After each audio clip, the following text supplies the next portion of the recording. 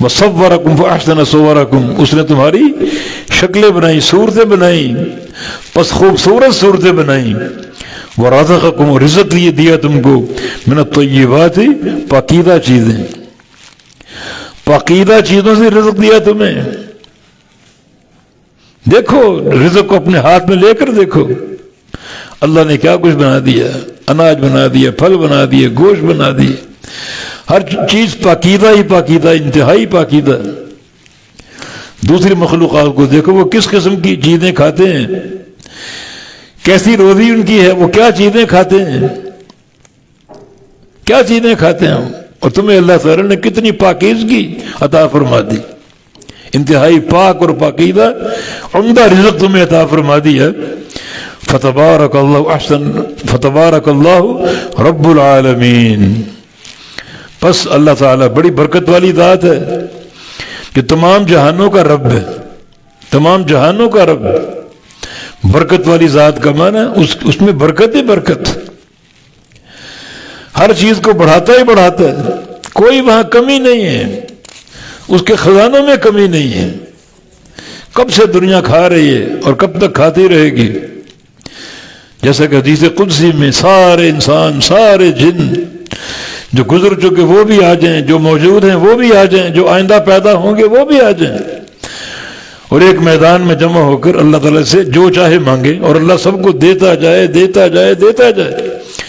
ما نقص ذلك مما عندي الا ما ينقض المخيط من الماء اذا ادخل في البحر، سب کو دینے کے بعد، فی الفور دینے کے بعد، میرے خزانوں میں اتنی کمی بھی نہیں آئے گی جتنی کمی سمندر میں سوئی ڈبونے سے آتی۔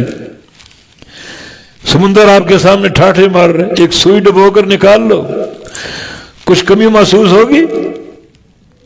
کوئی کمی محسوس نہیں ہوگی۔ اللہ کے خزانوں میں اتنی کمی بھی نہیں آئے گی۔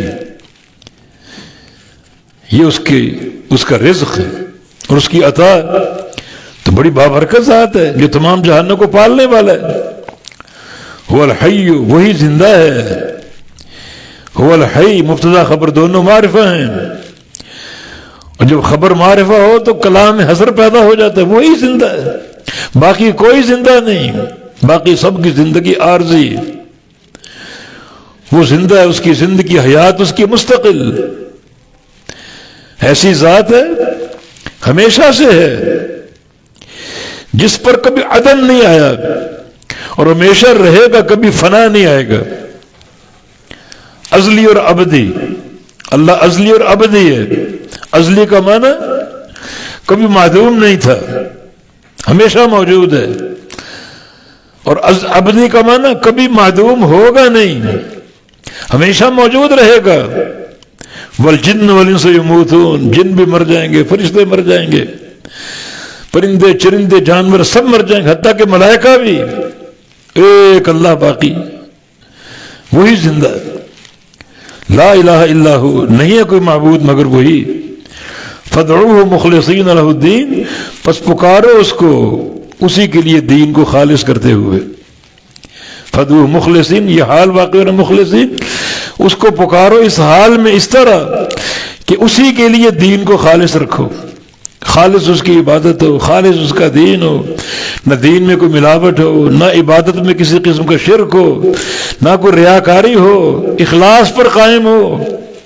الحمدللہ رب العالمین، تمام تعریفیں اللہ کے لیے ہیں جو تمام جہانوں کا پالنے والا ہے۔